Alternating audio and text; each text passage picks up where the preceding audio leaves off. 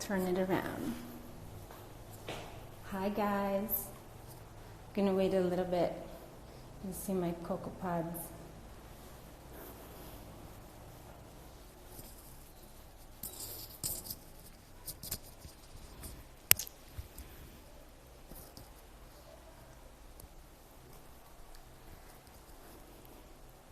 Hi everyone.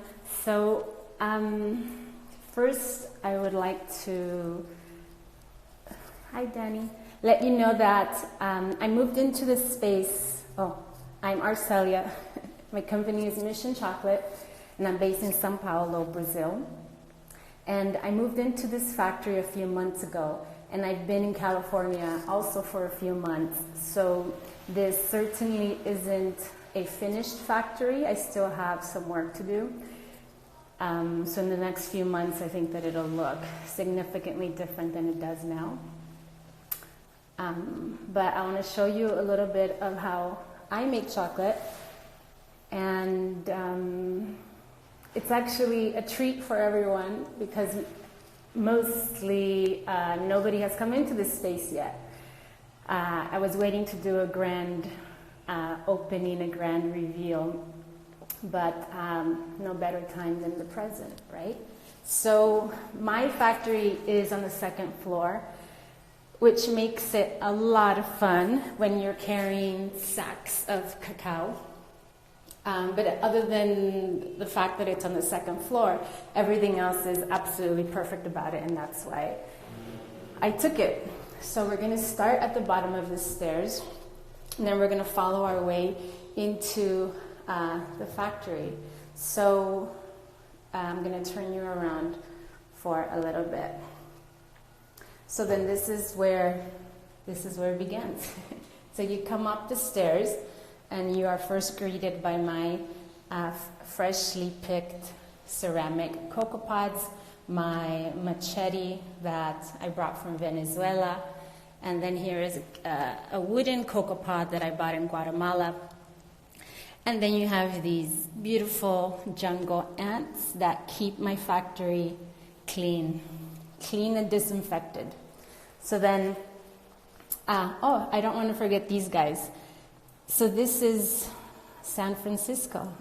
So the only other thing outside of chocolate that I like to do is collect San Franciscos.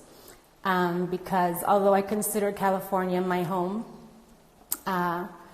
my heart really does belong to San Francisco. So every time I see a San Francisco, I scoop him up and then I bring him and I put him in special little places.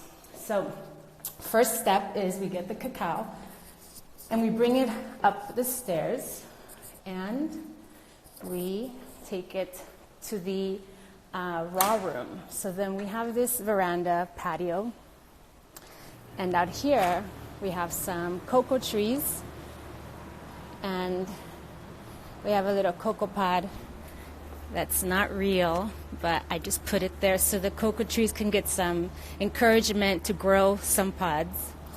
And then we go into this room, which is where we keep all the raw products, and we receive all the cocoa in these sacks, and what we do is we open them up and then we clean them up, which means that we get rid of all the trash, which is any beans that are broken, any actual trash also that can come, and we leave the beans completely clean and ready to be roasted.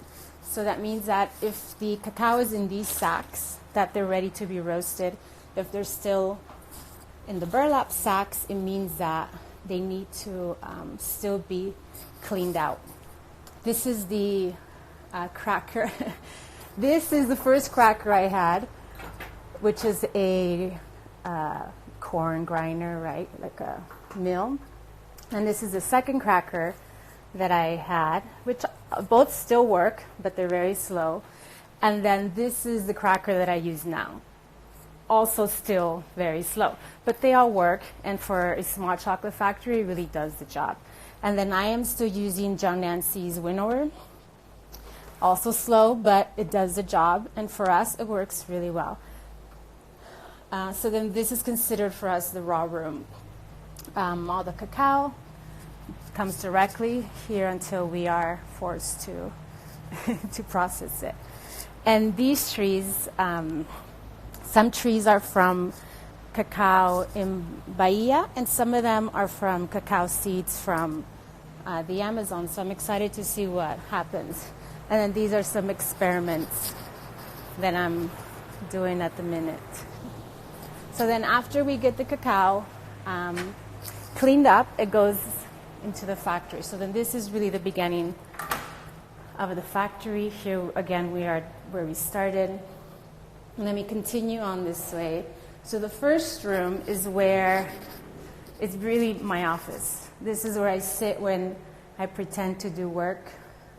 But the office really is a space where I can keep all of the most treasured things I have in this world are really in this office. So you have the metate, you have cacao, you have my collection, some of my collection of molinillos.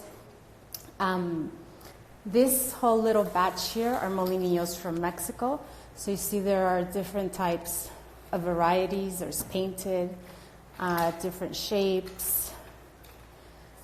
These over here are from a few other countries. These are from Guatemala. It's a shape that I've never ever seen before, which I find very interesting. These four here are from Colombia. Also shapes you would never find in a molinillo in Mexico. The most interesting ones, though, interesting because of just the weirdness of the shape, have been from Ecuador. So these three here are from Ecuador. And you see how the art form of the molinillo is that it's supposed to be one piece of wood, and then you cut it into. Let me see how I'm going to do this. So then the Mexican molinillo is one piece of wood. So even though you have moving parts, it is still coming from that one piece of wood. And then all of the Ecuadorian ones, I found that they're actually pieces of wood put together. So you see they're like cut and put together, which is a little strange, but what can you do? That's the way they do it. And then these two, also a shape that I've never really seen anywhere else, are from Peru. Very unique. This one has nails in it, kind of put together. And then this one, which is actually where the origin of the molinillo comes from, these are from Trinidad. So see, it's like one single little piece of wood that has been carved or cleaned up to work as a molinillo. So this is where the molinillo actually originates, and then it evolved into this. Look at the difference. Huge difference, right? So in my, I have still molinillos in California, because I'm afraid one day this is going to all catch on fire. So I don't want to put all my eggs in the one basket. But then here I have the smaller ones that endlessly go on into smaller and smaller and smaller. So I love to collect molinillos. Then I have this metate that's made out of wood that I got from Belize. And then this beautiful cocoa pod, which is supposed to be a piggy bank, that I also got in Belize. And then the metate that I actually do use for classes and other things. So this is really like the place where I put everything that I will eventually put in a museum somewhere, somehow. But for now, it's just here in my little office. So after the office, we have the second room, which is the roasting room. And I do roast. I do roast in an oven, and a lot of people find that very shocking. I think that you should make chocolate however you want to make chocolate, whatever's good for your production needs and whatever you like to eat, that's what you should make. I've tasted horrible chocolate made on a coffee roaster, so it's not one or the other. It's whatever works for you. So for me, this oven works perfectly. I love it. And at the moment, it's perfect for my production needs. And then so everything that's in this room has already been roasted or processed into liquor. So that means that these buckets are full of either cocoa liquor or nibs or even some cocoa butter. And then these are the machines where I grind. I started off with one machine, and I still have it, and I'm going to keep it forever. This is a machine, and all of my machines have names. So this machine I don't really use anymore because it's really old. I mean, it must be like 9 years old or something. But I got it from Dandelion. So Dandelion Chocolate uses these for test batches. And when I was working there, they have to upgrade constantly to get better machines. So they were going to get rid of this one, and I took it, and I just put in some new parts, and it completely works. And so then after I thought, okay, I need another one. So I got another one, right, same size. And then I thought, I'll need another one, and another one, and another one, which then was like, this is ridiculous. I don't need so many small machines. And so then I matured into these larger ones. Same story. And then I thought I needed another one, and another one, and another one, and another one. So now now I think these are ridiculous because they're small, and so as you're growing, your production grows as well. So now I have the first machine that's the 10-kilo grinder that I'll start using pretty soon. And then here is the cocoa press. Again, this is the smallest cocoa press I think that exists on the market. You get about maybe 500 grams of cocoa an hour, cocoa butter. And then I have the coffee roaster to do some experimenting as well. And so this is really where the chocolate gets made, in the chocolate room. And then over here, we keep going down the hallway. And then this is another room that's just storage. And then here's where we get dolled up, where we hang our hats, put our aprons on. And then we go through this door. And we're in the cold room. So the cold room is split into two things. So we have like the sink, kitchen area. And then over here we have where we temper. So I am still tempering on this bean. Where we're at capacity, we have to mature and get a bigger one. But the next few months, hopefully that's going to happen. But it does work. And so we have our vibrating table.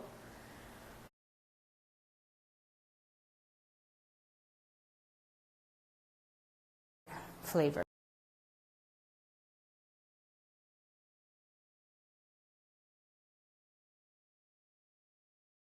Which everyone knows. We have pamonha, which is a sweet yellow corn. And we have like a gingerbread, and then we have, which is the favorite, cream cheese, white chocolate with guava chunks. And so then the idea for the next line is to do an homage to Brazilian culture. So I want to do a bar that pays homage to Japanese Brazilians, to African Brazilians, to Lebanese Brazilians. And so that'll be the same idea. It'll be 5 bars that represent what I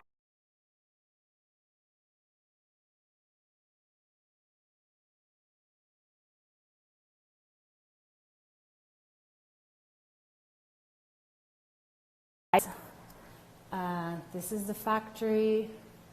This is where I keep some of my awards. I have so many awards, they don't fit. But not a bad problem to have. And that's it. So let's see. Pro Wong, you asked a question. I forgot what it was. Let me turn you guys back around.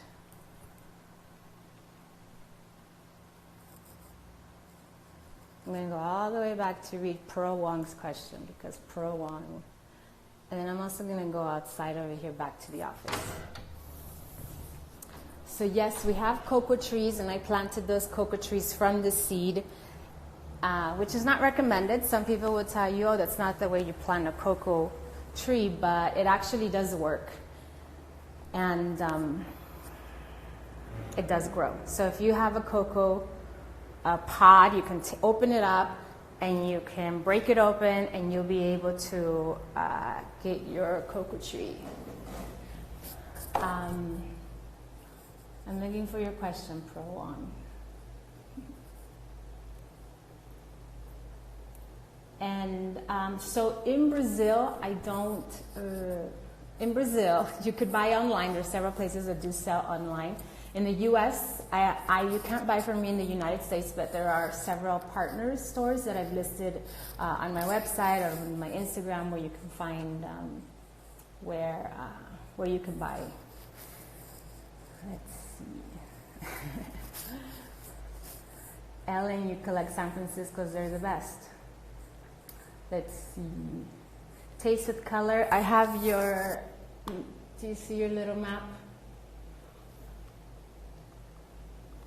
And then the molinillo, so the molinillo is used to froth your drinks. Like that's what you're supposed to use to froth your drinks. Not a whisk, it's supposed to be a molinillo. And every molinillo has its purpose. So the reason why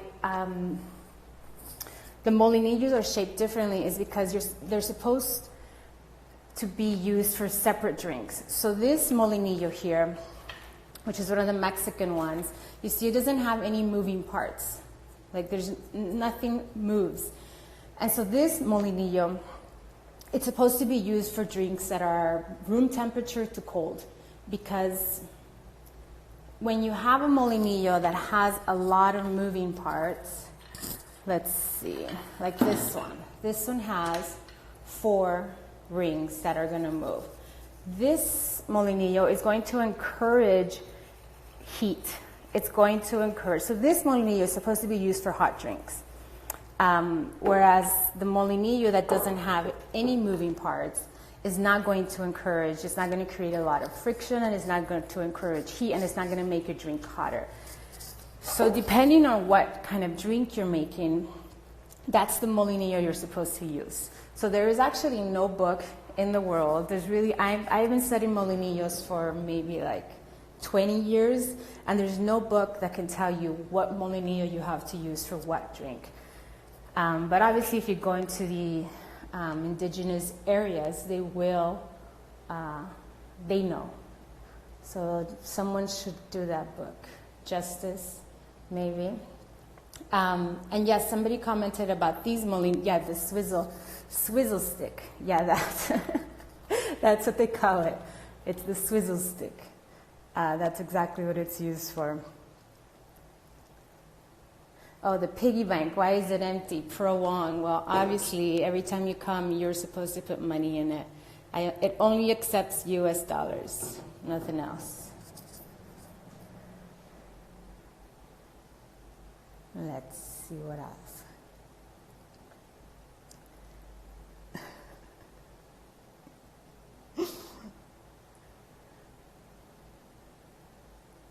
And we weren't expecting, I wasn't expecting to move into a place so quickly, but every room that has these windows and has this light.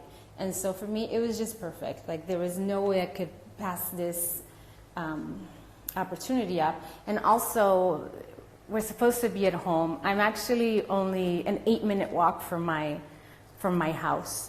And so I kind of am home, right? I'm not very far away. But the windows are wonderful. And then here's another machete that I keep on my table where I have meetings in case someone doesn't agree with me. Then I can scare them. And yes, the corn bar is one of the favorites as well. We actually don't resell it to a lot of people because we can't make enough of it. It's completely out of stock all the time. I don't ship to Canada yet, but maybe one of my providers one of my partners will, and the guava. So I've actually spent maybe about every time I make a bar, takes about maybe 2 years, 1 to 2 years to develop the recipe. And so the guava that we use comes from a state in Brazil called Minas Gerais, where they are famous for making guava candy. But it's very complicated to make, but it's worth it in the end. So it's actually a fruit that's very complicated, but completely worth it to go through the mess. So because I'm in Brazil, everyone in Brazil is required to work with Brazilian cocoa, unless you're like Nestle or Calabo or whatever and can import cocoa from other places. Everyone in Brazil really has to work with Brazilian cocoa. So I work with a few farms, Fazenda Camboa in Bahia, Fazenda Venturosa in Bahia, and Fazenda Leolinda also in Bahia. So each one of my recipes depends on whether that farm profile fits it. So how do I decide where I buy my beans? I test beans from all the farms and I make a batch of chocolate, and if I like it, that's what I continue to use. How do you get product to the US or Canada? It has to be exported through FedEx, DHL to one of my partners, and then they resell it for me. Canada, not yet. Soon, I promise. Yes, Johannes, I will. I've been writing a book for 10 years and I have 1 page and 1 recipe. So I'm trying. It's just I've been pregnant for 5 years. And for those of you that don't know, I'm still pregnant. What motivated me to come to São Paulo?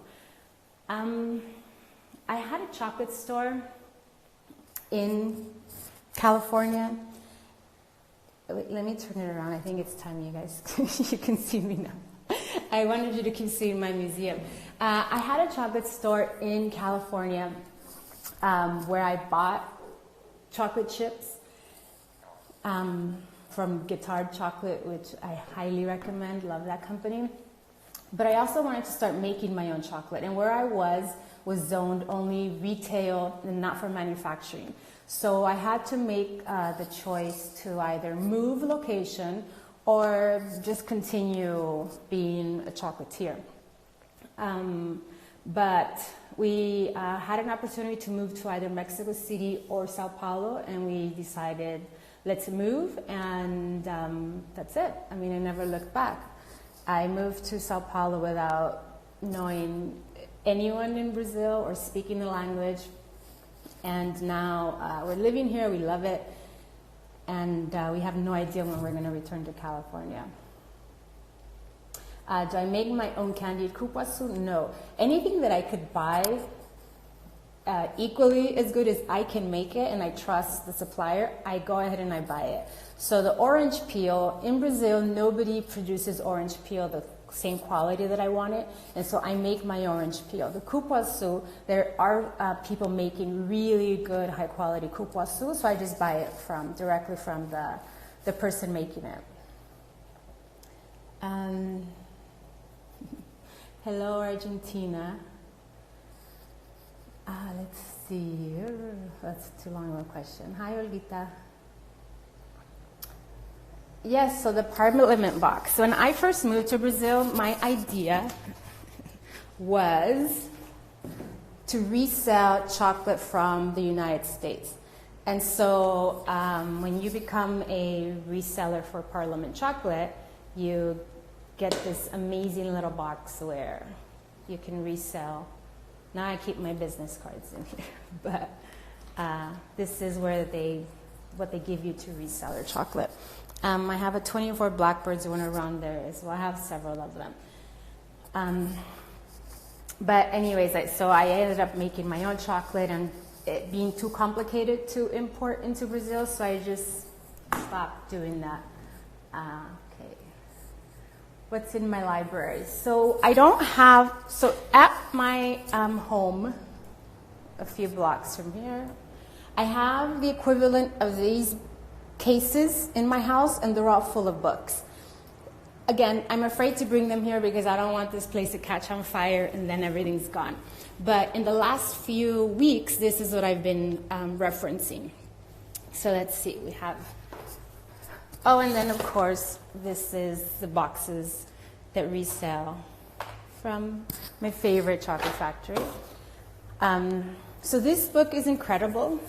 I highly, highly recommend it to anyone that's interested in learning more about Mesoamerica and cacao.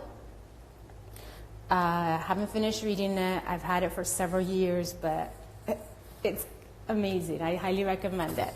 And then obviously anything that has to do with desserts and chocolate, you can't go wrong with this one. And then she has several books, so definitely check them out. One of my favorite women on this planet, those peppers that I'm dehydrating outside are because of this book. And then this is a really good blog. Sorry.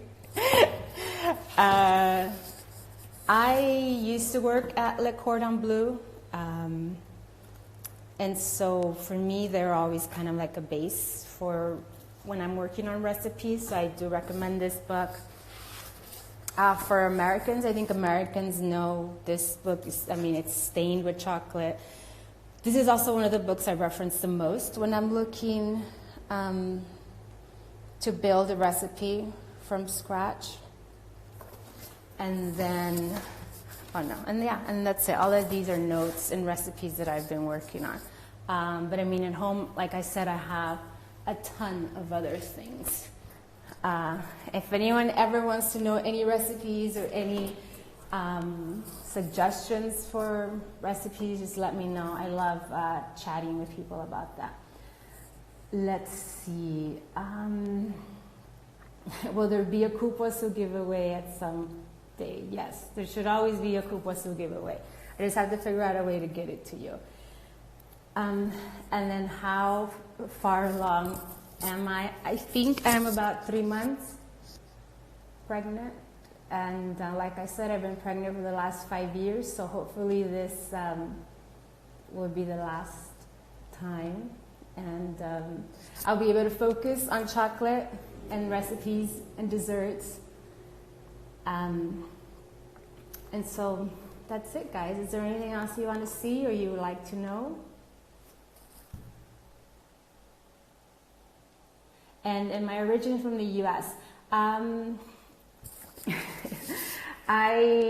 My parents immigrated from Mexico to the United States. I was born in California, and now I live in Brazil, and I have 2 daughters that were born in Brazil, so they're Brazilian, and my husband is Puerto Rican. So I don't know what I am. I'm a little bit of everything. Yes, La Barra. I think you can go back and watch the entire thing. And Justice, where's your horchata? You have to come get it. Unlimited horchata if you can make it to my factory.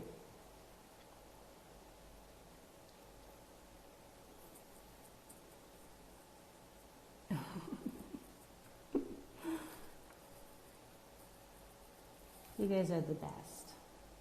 Yes, otro bebé. Yes, I'm a big diaspora.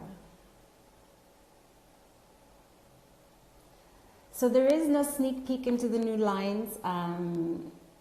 It's top secret. I'm going to reveal it now that there is some downtime in the factory. I'm going to reveal it in the next few weeks. But if you guys have any flavor suggestions,